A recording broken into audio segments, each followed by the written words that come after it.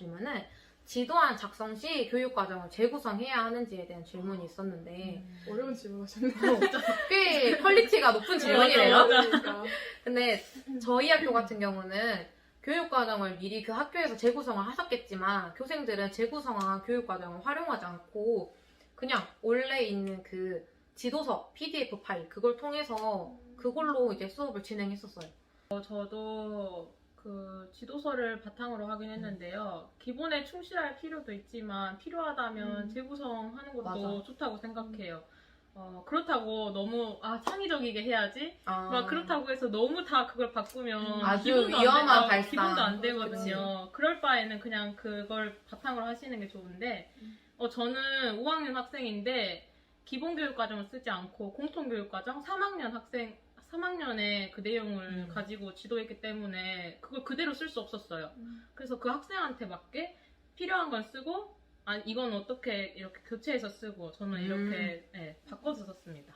그 다음 질문은 실습생이 꼭 알아야 할 기본적인 팁이 있다면 그리고 가장 중요하게 생각하고 신경 써야 하는 것에 대해서 질문이 들어왔는데 중요한 게 정말 많고 이때 동안에는 맞아. 진짜 정신 차리셔야 돼요. 바짝 차리자 정신을. 일단 내가 교육 실습생이다라는 것도 있지만 그 학교를 대표한다라는 것도 있기 때문에 굉장히 중요하고 각 학교마다 출근 시간이 다 정해져 있거든요. 근데 그 시간보다 일단 일찍 가세요. 맞아. 일찍 가서 무조건 일찍 가세요. 무조건. 일찍 가서 뭐 교실 환기를 시킨다던가 청소를 한다던가 아니면은 아직 하지 못한 과제를 빨리 끝낸다던가 맞아. 미리미리 준비하셔야 덜 힘드실 거예요. 그리고 인사 진짜 중요하고요. 그리고 가면은 저희 학교에서 간 실습생뿐만 아니라 다른 학교에서 오신 선생님들도 있기 때문에 그 선생님들과의 관계 유지도 되게 중요한 것 같아요. 맞아. 질문하는 걸 서슴지 말아주세요. 진짜 맞아. 많이 질문하세요. 많이 질문하고 많이 질문하는 게 난 제일 중요한 것 같아요. 그냥 제가 갔다 와서 느낀 건데요. 자신의 그 수업을 할 때 자신의 표정이나 뭐 말투, 음의 높낮이 이런 거를 좀 미리 알아뒀으면 좋겠어요. 자기가 어떤지. 그래서 실습 가기 전에 자신 수업 영상을 좀 보고 가셨으면 정말 좋겠어요. 우선 첫 번째 예의. 예의 무조건 중요하다 생각을 해요. 왜냐면 학급으로 가는 경우는 보통 혼자 가지만 이렇게 학교로 갔던 경우는 다른 대학교 선생님들과 함께 마주할 일이 정말 많고 상호 간의 예의 지키면 좋겠고 그 선생님들 계시면은 누구누구 선생님 뭐 맞아, 하셨어요. 맞아. 그게 진짜 중요해. 상호 존중이 아주 중요합니다. 맞아. 저는 두 번째가 눈치가 정말 중요하다고 생각을 하는데 담임 선생님께서 바쁘시다, 일이 뭐 업무가 많으시다 하면은 바쁘실 때 갑자기 질문하면은 조금 실례가 될 수도 있으니까 여유로워질 때쯤 질문하고 그리고 선생님 바쁘시면은 제가 대신해서 저희 반 학생들을 좀 간단하게 그냥 공부 수업은 아니어도 그냥 놀 때 다치지 않게 그렇게 봐주고 그런 정도의 눈치와 아주 빠르게 행동할 줄 아는 눈치가 정말 중요하다고 생각을 해요. 그리고 저는 지도안 작성 방안에 대해서 좀 이게 기본적인 팁이다 정말 갖추고 가야 할 자세라 생각을 하는데 맞아요.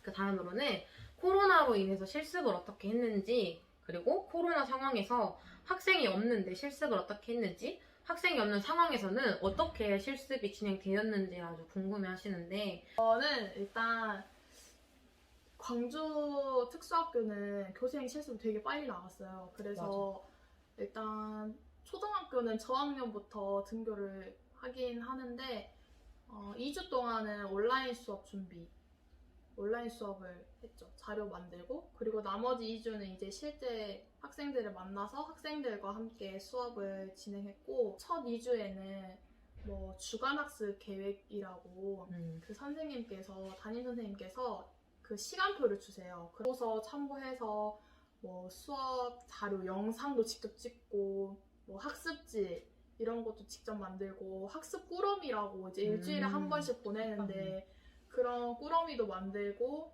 2주 동안 비대면이었는데요. 담임 선생님께서 온라인 수업 자료는 준비하지 않아도 된다고 하셔서 수업 자료는 준비하지 않았고요. 그 대신에 그 학생의 개별화 교육 계획을 보고 학생의 특성을 미리 파악해 두었고요. 그리고 말씀드렸다시피 교실 환경 정리, 무엇을 할지 생각해서 만들었고, 장애인식 개선 교육은 뭘 할지, 그리고 담임 선생님께서 그 교사 업무 포털 사이트를 소개해 주셔가지고 그 사이트의 주요 내용이나 이용 방법 등에 대해서 간단하게 파악해 보기도 했고요. 20일 동안 저는 무려 18일을 학생들과 함께 살고 왔습니다. 그래서 저는 비대면이어서 뭐 온라인 자료를 만든다던가 그런 거는 아예 안 했었고, 실습 때 어려운 점과 준비해야 할 것에 대해서 물어보셨는데, 제가 생각했을 때 가장 어려운 건 저는 실습 선생님이라는 신분 자체가 저는 되게 어려웠던 것 같아요. 실습생이기 때문에 넘지 않아야 할 선이 있고 내가 해야 할 일이 있는데, 이거를 뭔가 명확하게 구분을 해서 선을 넘지 않는 한에서 열심히 해야 되고, 그리고 내가 해야 할 일에 대해서는 최선을 다해서 해야 하는 것. 이게 저는 되게 어려웠다고 생각을 했어요. 그냥 쉬운 게 없습니다. 다 어려워요. 정답! 그냥 그 한 달 동안은 다 그치, 어렵습니다. 맞아. 모든 게. 네, 영상 편집. 더군다나 이번에는 온라인이었기 때문에 그게 더 중요했을 것 같아요. PPT, 수업 자료 만드는 기술이 맞아. 를 미리 익혀두고 가시면 좋을 것 같습니다. 수업 준비를 할 때 일단 그 학생 특성에 맞는 학습 목표를 잡는 것도 어렵고, 이제 이걸 가르치기 위해서는 어떤 교구를 사용하는 게 좋을까, 맞아. 이 고민하는 것도 너무 어려웠고 좀 그래요. 실습을 통해서 교사의 길을 확신하게 되었는지라는 질문이 있었는데, 네? 오. 네, 오. 당연히 실습을 통해서 교사의 길을 걷겠다고 확신을 이미 이전에 했겠죠. 맞아, 그 그러니까 전에 했죠. 지금 맞아. 4학년 이때까지 4년 동안 이 공부를 열심히 하고 있겠죠, 당연히. 공개 수업 준비 기간에 대해서 질문해 주셨는데, OT 때 이미 공개 수업하는 맞아. 주간이 맞아. 나와 있어요. 그래서 담임 선생님이랑 협의를 해요. 무슨 과목을 할지, 뭐 어떤 차시를 할지. 그래서 이제 길게는 2주 전부터, 공개 수업 하기 2주 전부터 교구 제작이나 뭐 지도안 작성 다 된다 생각하는데, 실습생이 주로 맡게 되는 임무라 해서 뭔가 되게 미션 임파서블 같지만 별 큰 게 없어요, 여러분. 저는 일단 그 첫 2주 동안은 선생님이 하라고 했던 건 다 했고, 그리고 그치. 이제 학생이 등교하면서 버스가 오는 시간에 맞춰서 미리 나가요. 그래서 저희 애들이 내릴 버스 그 호차에 맞춰서 서 있다가 애 데리고 발열 체크 시키고, 바로 이제 뭐 수업 준비 시키고, 뭐 쉬는 시간에도 애들 관리하고, 뭐 식사 지도도 당연히 저희가 다 했고. 특수 학급의 경우 국어와 수학 과목만 주로 가르치는 걸로 알고 있는데, 그 외에 다루는 과목이 있다면 국어와 수학을 많이 지도하는 건 맞아요. 왜냐면 저희 학급이니까 학급 시간표는 아예 국어와 수학밖에 없어요. 그 담임 선생님께서 허락해 주신다면 뭐 미술, 음악, 체육 이런 과목은 계획해서 해도 된다고 하셨거든요. 그래서 저는 실습 때 국어 수학하고 미술 수업도 2번인가 3번 했던 것 같아요. 학교 내에서 신는 신발이 정해져 있는지, 교생 실습 중 가장 보람찼던 부분이 있다면 언제인지 물어보셨는데, 자폐가 가장 심한 이제 다수준이라죠.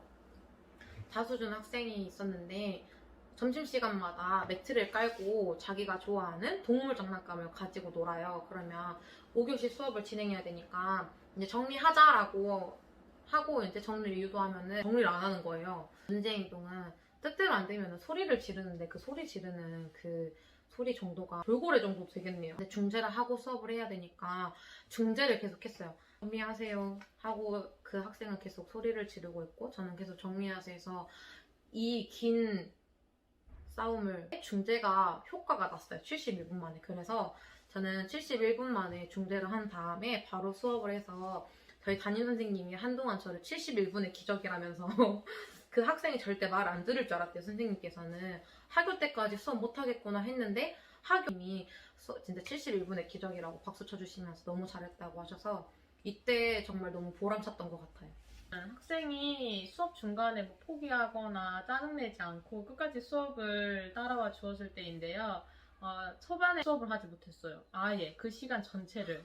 근데 그 이유가 그 학생에게 너무 어려웠었던 거예요. 제 특성이 조금만 자기가 어렵다고 생각되면 애초에 시작을 하지 않는 학생이거든요. 다시 또 수업 계획을 구상해서 수업을 했는데 이 학생이 포기하지 않고 끝까지 수업을 저를 따라와 주더라고요. 그때 가장 보람을 느꼈습니다. 반에 자폐 5명, 지도장이 1명이 학생으로 구성된 반이었는데 가수준 학생 말고는 제 질문에 아무도 답을 해주지 않았어요. 근데 하필 그날 그 수업을 하려던 날에 가수준 학생이 학교를 못 오게 된 거예요. 감기 기운이 있어가지고.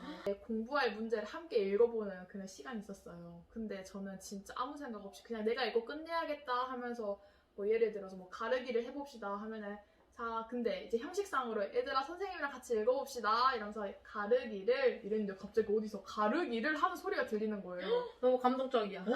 진짜. 진짜 그 전까지 말 한마디도 안 하던 발견을 했을 때 뭔가 이 학생의 새로운 모습 발견했을 때 보람차고. 마지막으로 정말 당부드릴 거는 선생님들이 남부대의 얼굴이라고 생각하시고 남부대 초등특수교육과의 얼굴은 나다, 간판은 나다라는 그런 마인드를 가지시고 어느 학교에 가시던지 어느 특수학급에 가시던지 정말 가장 열심히 최선을 다해서 하시는 실습생이 되시고 또한 그렇게 보람을 많이 느낄 수 있는 한 달간의 시간을 보내시면 좋겠습니다.